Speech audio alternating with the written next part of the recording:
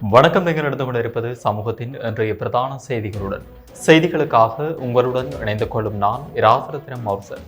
விரிவான செய்திகளுக்குள் செல்லும் முன்னர் முதலில் தலைப்புச் செய்திகள். மின் கட்டண அதிகரிப்பு குறித்து விரைவில் இறுதி முடிவு, நுகர்வை குறைக்குமாறு அவசர வேண்டுகோள். யாழில் கொலை செய்யப்பட்ட விரிவுரையாளரின் சடலம் அடக்கம், மயானத்திற்கு போலீஸ் பாதுகாப்புடன் வந்த மகள். இஸ்ரேல் மீது ஈரானின் புதிய ரக ஏவுகணை தாக்குதல், 4 இலங்கையர்கள் காயம். QR முறைகேடுகளில் ஈடுபட்ட 153 தொலைபேசி இலக்கங்கள் அடையாளம், 60 லட்சம் பேர் பாதிப்பு. பணி பகிஷ்கரிப்பில் ஈடுபடவுள்ளதாக தனியார் பேருந்து சங்கம் எச்சரிக்கை. முச்சக்கர வண்டி கட்டணத்தை 20 ரூபாவால் அதிகரிக்க கோரிக்கை. எரிபொருள் தட்டுப்பாட்டால் தபால் விநியோகத்தில் ஏற்பட்ட மாற்றம். பல மாதங்களின் பின் திரிபோசா உற்பத்தி மீண்டும் ஆரம்பம். எரிபொருள் பிரச்சனையான நேரம் பாதையை மூடாதே, யாழில் பொதுமக்கள் போராட்டம். எரிபொருள் சிக்கலால் பாடசாலைகள் முடங்குமா, அமைச்சரின் அதிரடி அறிவிப்பு. பிக்மி முச்சக்கர வண்டி கட்டணத்தை அதிகரிக்கவும் யாழில் ஒன்று கூடிய சாரதிகள் கோரிக்கை. அவையமது தலைப்புச் செய்திகள். இனி தொடர்பான விரிவான செய்திகள்.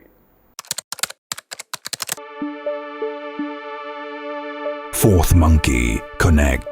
மின்சார கட்டண அதிகரிப்பு தொடர்பான இறுதி தீர்மானம் எதிர்வரும் ஏப்ரல் மாதம் 1ஆம் தேதி அறிவிக்கப்படும் என சுகாதார மற்றும் ஊடகத்துறை அமைச்சர் கலாநிதி நலிந்த ஜெயதிச தெரிவித்துள்ளார். இன்று நடைபெற்ற ஊடகவியலாளர் சந்திப்பின் போது அவர் இதனை தெரிவித்தார். உலக சந்தை நிலவரங்களை கருத்தில் கொண்டு மின்சார கட்டணத்தை அதிகரிக்க அரசாங்கம் எதிர்பார்க்கவில்லை.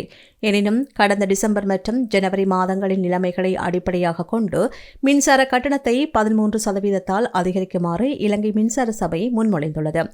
இதுகுறித்து இறுதி முடிவை பொது பயன்பாடுகள் ஆணைக்குழு ஏப்ரல் 1ஆம் தேதி உத்தியோகமாக அறிவிக்கும் என்று தெரிவித்தார்.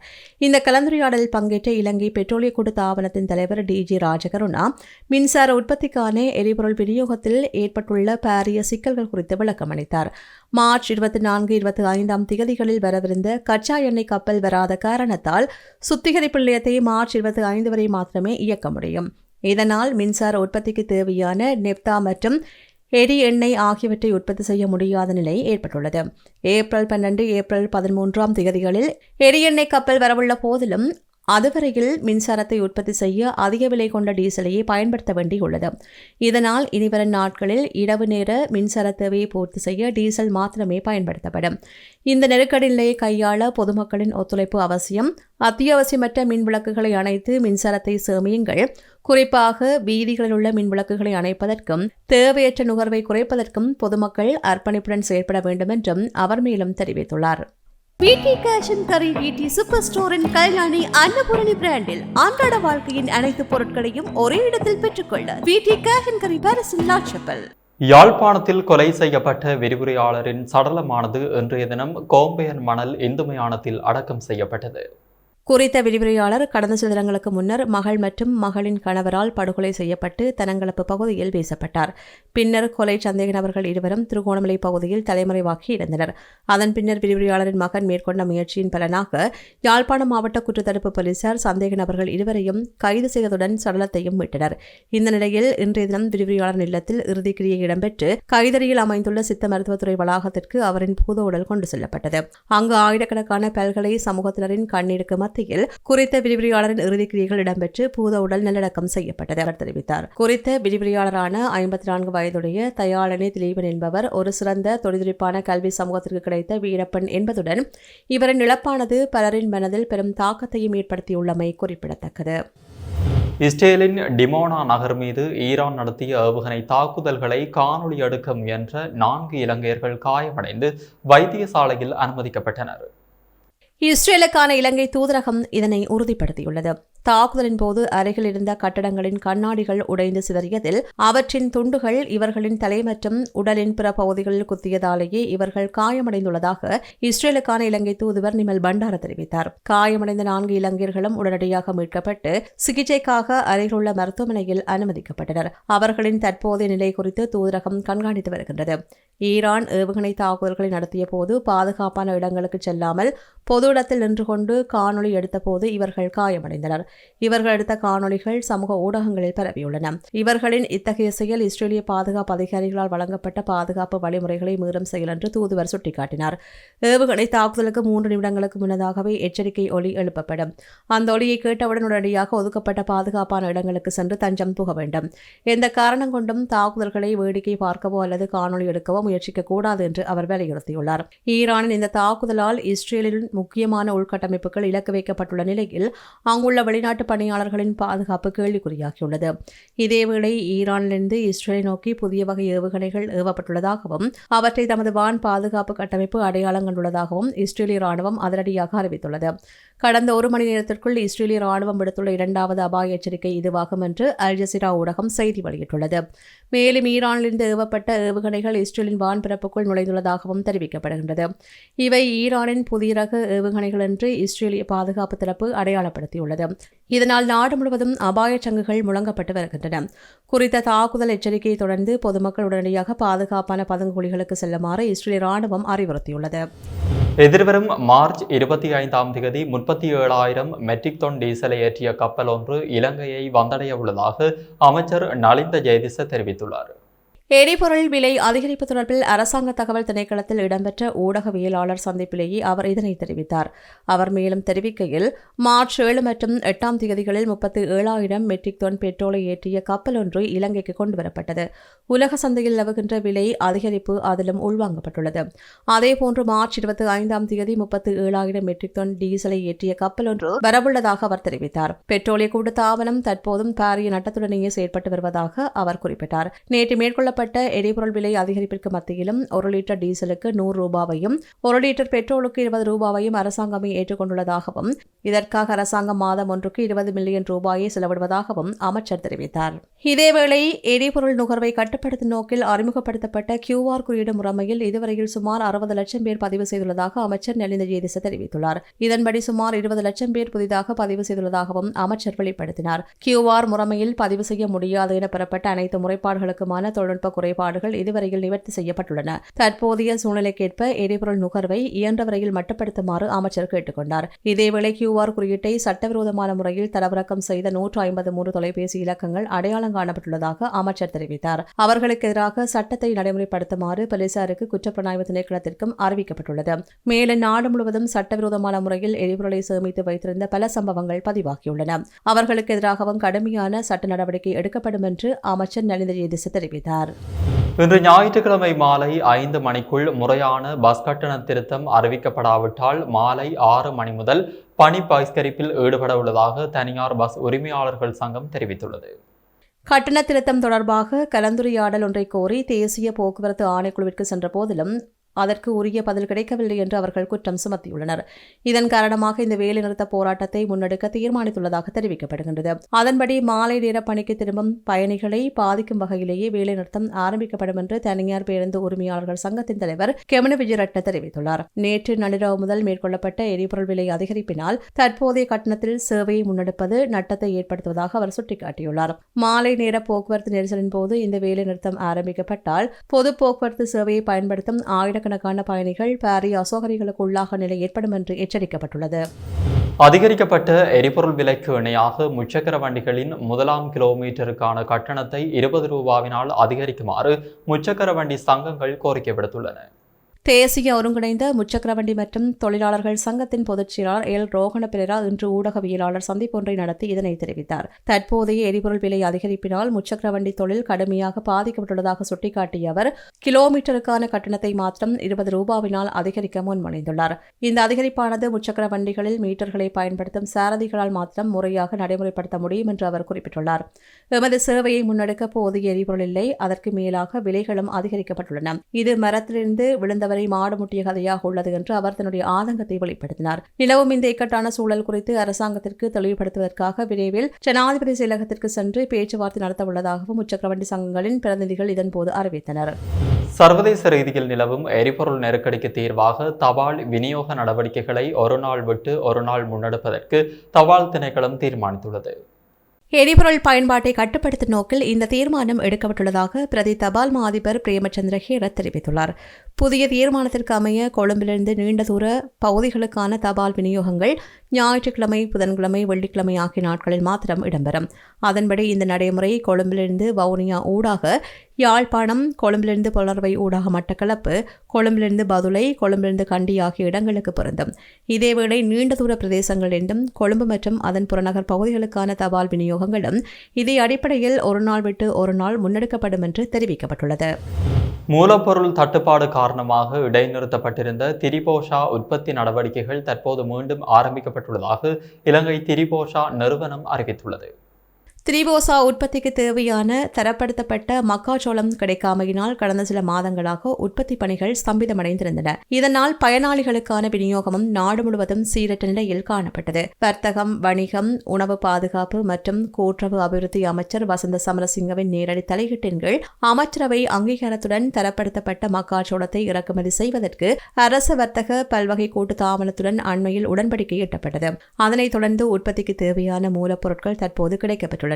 இது தொடர்பாக கருத்து தெரிவித்துள்ள திரிபோசா நிறுவனத்தின் தலைவர் அமல் அதநாயக்க பின்வரும் விடயங்களை குறிப்பிட்டார். தடையற்ற விநியோகத்தை உறுதி செய்வதற்காக தற்போது 24 மணி நேரமும் உற்பத்தி பணிகள் முன்னெடுக்கப்பட்டு வருகின்றன. இந்த மாத இறுதிக்குள் திரிபோசா கிடைக்காத அனைத்து பயனாளிகளுக்கும் விநியோகிக்கும் வகையில் சுகாதார மருத்துவ அதிகாரி அலுவலகங்கள் ஊடாக நாடளாவிய ரீதியில் விநியோக நடவடிக்கைகள் முன்னெடுக்கப்படும் என்று எதிர்பார்க்கப்படுகின்றது. யாழ்ப்பாணத்தில் அதிஉயர்ந்த மற்றும் நவீன வசதிகளுடனான டில்கோ ப்ளூ ஓஷன் நிறுவனத்தின் மூலம் வழங்கும் யாழ் ராயல் பேலஸ். யாழ்ப்பாணம் அன்னசந்திர வீதியில் அமைந்துள்ள புயரத கடவை ஊடான போக்குவரத்து பாதை மூடப்பட்டுள்ளதை கண்டித்து குறித்த புயரத கடவைக்கு முன்பாக பொதுமக்கள் இன்றைய தினம் கவனஈர்ப்பு போராட்டம் ஒன்றினை முன்னெடுத்தனர். போக்குவரத்து சிரமங்கள், பொதுமக்களின் அன்றாட வாழ்வில் ஏற்பட்டுள்ள இடையூறுகள் உள்ளிட்ட பிரச்சினைகளை முன்வைத்து உடனடியாக தீர்வு கோரிய இந்த கவனஈர்ப்பு போராட்டம் முன்னெடுக்கப்பட்டது. இதன்போது போராட்டத்தில் ஈடுபட்டவர்கள் பதாகைகளை ஏந்தியவாறு வேண்டும் வேண்டும், வீதி வேண்டும், இலகுவான போக்குவரத்தை உறுதி செய், மக்களுக்கு பாதுகாப்பான பாதை வேண்டும், எரிபொருள் பிரச்சனையான நேரம் பாதையை மூடாது என்று கோஷமிட்டவாறு போராட்டத்தில் ஈடுபட்டனர். ஏற்கனவே 300 வருடத்துக்கு மேற்பட்ட ஒரு பாதை இருந்திருக்கின்றது. 2014ஆம் ஆண்டு இந்த புயல் பாதைகள் புனரமைக்க முன்னம் மட்டமாக இருந்த பாதைகளால சனம் பாதையும் பாவிச்சது, புயல் பாதையும் போய் வந்து கொண்டிருந்தது. நாட்டில் ஏற்பட்ட யுத்தம் காரணமாக புயல் பாதை முன்னமைக்கும் போது 2014ஆம் ஆண்டு புயல் பாதை உயர்த்தி அமைக்கப்பட்டதுதான் இந்த பாதை தடைப்பட்டதை ஒழிய அவர்கள் நிற்கின்ற மாதிரி இந்த பாதை பாதையாக இல்லாமல் தடைப்படையில. ஆகவே மாற்றம் என்று கோரி வந்த இந்த NDP அரசாங்கம் பழைய அரசாங்கங்கள் போல இல்லாமல் 2015ஆம் ஆண்டிலிருந்து நடைபெற்ற விபத்துக்கள் தொடர்பாக இந்த மக்கள் தொடர்ச்சியாக போராடி வருகின்றார்கள். அப்படி இருந்தும் பழைய அரசாங்கங்கள் எதையுமே கண்டுகொள்ளவில்லை. இந்த அரசாங்கமாவது கண்டுகொண்டு தான் மாற்றம் தருவேன், பழைய அரசாங்கம் விலையை விடமாட்டோம் என்று சொல்லி வந்த இந்த NDP அரசாங்கம் எங்களுடைய கோரிக்கையை ஏற்று இந்த பாதையை மக்களுக்குரிய பாதுகாப்பான கடவையோட கூடிய ஒரு பொதுப்பாதையாக மாற்றி தரணும். அதோட பழைய காலங்களில் என்ன தவறு விடப்பட்டிருக்கிறதை பற்றி எங்களுக்கு தேவையில்லை. மக்கள் கோருகின்றார்கள் தங்களுக்கு ஒரு பாதுகாப்பான பாதை தேவை. ஏற்கனவே கூறியது போல பல லட்சக்கணக்கான அல்ல பல்லாயிரக்கணக்கான மாணவர்கள், பல்லாயிரக்கணக்கான அரசாங்க உத்தியோகத்தர்கள், அரசு திணைக்கள வாகனங்கள், பொலிசு, ராணுவம், தபால் நிலையம் போன்ற அரசு திணைக்கள வாகனங்கள் கூட இதாலே பயணம் செய்திருக்கின்றன. ஒரு பாதை இல்லாத பாதையிலே எவ்வாறு பயணம் செய்தன? ஆக இது ஒரு பொதுவான பாதை. மக்களுடைய கோரிக்கையை ஏற்று எரிபொருள் நுகர்வை குறைப்பதற்காக பாடசாலைகளை நடாத்துவதை மட்டுப்படுத்துவதற்கு அரசாங்கம் இதுவரை எந்த தீர்மானமும் எடுக்கவில்லை என அமைச்சர் நலிந்த ஜெயதிச தெரிவித்தார். இன்று நடைபெற்ற ஊடகவியலாளர் சந்திப்பில் கலந்து கொண்டு கருத்து தெரிவிக்கையில் அமைச்சர் இதனை குறிப்பிட்டுள்ளார். திட்டமிட்டபடி முதலாம் பாடசாலை தவணை ஏப்ரல் மாதம் 10ஆம் தேதியுடன் நிறைவடைய உள்ளது. அதுவரையில் புதன்கிழமைகளில் மாத்திரம் பாடசாலைகளுக்கு விடுமுறை வழங்கப்பட உள்ளதாக அமைச்சர் தெரிவித்தார். சாதாரண தரம் மற்றும் உயர்தர பரீட்சைகள் தொடர்பாக கடந்த காலங்கள் நிலவிய நிச்சயமற்ற நிலைமை ஆசிரியர்களுக்கும் மாணவர்களுக்கும் பாதிப்பை ஏற்படுத்தி இருந்ததால் வாரத்தில் 4 நாட்களாவது பாடசாலைகள் நடாத்த எதிர்பார்ப்பதாக அமைச்சர் மேலும் குறிப்பிட்டார். மன்னார் மாவட்டத்திற்கு வெளிநாட்டிலிருந்து வருகை தந்த வெளிநாட்டு பறவை இனமான பிளமிங்கோ பறவைகள் 3 வங்காளை பறவைகள் சரணாலய பகுதி ஊடாக அதிவலு கொண்ட காற்றாலை மின்சாரம் கொண்டு செல்லும் கேபிள்களில் சிக்கி விபத்துக்குள்ளாகிய நிலையில் மீட்கப்பட்டுள்ளது. விபத்துக்கு உள்ளாகிய பறவைகள் 2 உயிரிழந்த நிலையிலும் 1 பலத்த காயமடைந்த நிலையிலும் மன்னார் மாவட்ட வனவிலங்கு பாதுகாப்பு திணைக்களத்தில் வைக்கப்பட்டுள்ளது. அத்தோடு காயமடைந்த பறவைக்கும் மருத்துவ சிகிச்சை அளிக்க உரிய அதிகாரிகள் நடவடிக்கை மேற்கொண்டு வருகின்றனர். தற்போது வெளிநாட்டு பறவைகள் மன்னார் தீவு பகுதிக்கு வருகை தருகின்ற காலமாக உள்ளது. வெளிநாட்டு பறவைகளான பிளமிங்கோ போன்றவற்றை நேரில் காண்பதற்காக உள்நாட்டு மற்றும் வெளிநாட்டு சுற்றுலா பயணிகள் பெருமளவில் மன்னார் மாவட்டத்திற்கு வருகை தருகின்றனர். இந்த பறவைகளை பாதுகாப்பதற்காக வனவிலங்கு பாதுகாப்பு திணைக்களம் மற்றும் வனவள திணைக்களம் போன்ற அரசு நிறுவனங்கள் தொடர்ச்சியான கண்காணிப்பு மற்றும் பாதுகாப்பு நடவடிக்கைகளை மேற்கொண்டு வருகின்றனர். இந்த நிலையில் குறித்த விபத்து காரணமாக 2 வெளிநாட்டு பறவைகள் உயிரிழந்தமை குறிப்பிடத்தக்கது. கொழும்பு மாநகர எல்லைக்குள் வாகன தரிப்பிட கட்டணம் வசூலிக்கும் நடவடிக்கைகள் நாளை முதல் மீண்டும் ஆரம்பிக்கப்பட உள்ளன. நாளை காலை 6 மணி முதல் வழமை போன்று வாகன தரிப்பிட முகாமைத்துவ மற்றும் கட்டண அறவீட்டு நடவடிக்கைகளை முன்னெடுப்பதற்கு நிதி தொடர்பான நிலையர் குழுவில் தீர்மானிக்கப்பட்டுள்ளதாக மாநகர ஆணையாளர் அறிவித்துள்ளார். எரிபொருள் நிலையங்களுக்கு அருகில் நிலவிய வாகன வரிசைகள் மற்றும் அதனால் ஏற்பட்ட போக்குவரத்து நெரிசல் காரணமாக கடந்த 18ஆம் தேதி முதல் வாகன தரிப்பிட கட்டண அறவீடு தற்காலிகமாக நிறுத்தி வைக்கப்பட்டிருந்தது. எவ்வாறாயினும் தற்போது நடைமுறையில் உள்ள QR குறியீடு முறைமை மற்றும் வாகன இலக்க தகடுகளின் அடிப்படையில் எரிபொருள் விநியோகிக்கப்படுவதால் வாகன வரிசைகள் குறைந்துள்ளமை அவதானிக்கப்பட்டுள்ளது. இதனை கருத்தில் கொண்டே மீண்டும் கட்டணங்களை அறவிட கொழும்பு மாநகர சபை தீர்மானித்துள்ளது. பாராளுமன்ற உறுப்பினர்களுக்கு இராணுவத்தினால் நிர்வகிக்கப்படும் நிலையங்களூடாக எரிபொருள் வழங்கும் நடைமுறையை நிராகரிப்பதாக வன்னி மாவட்ட பாராளுமன்ற உறுப்பினர் துரைராசா ரவிகரன் தெரிவித்தார்.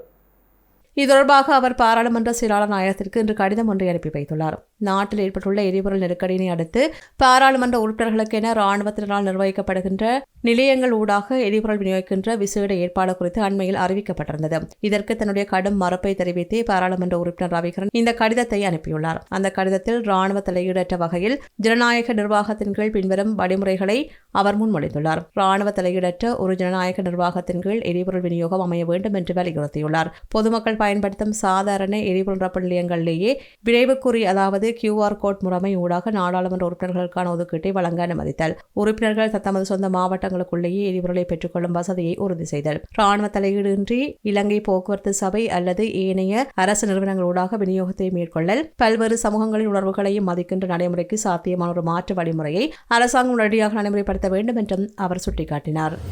பெட்ரோல் விலை அதிகரிப்பின்படி பிக்மி முச்சக்கர வண்டி கட்டணத்தையும் அதிகரிக்குமாறு வலியுறுத்தி யாழ்ப்பாணத்தில் பிக்மி சாரதிகள் கோரிக்கை விடுத்துள்ளனர்.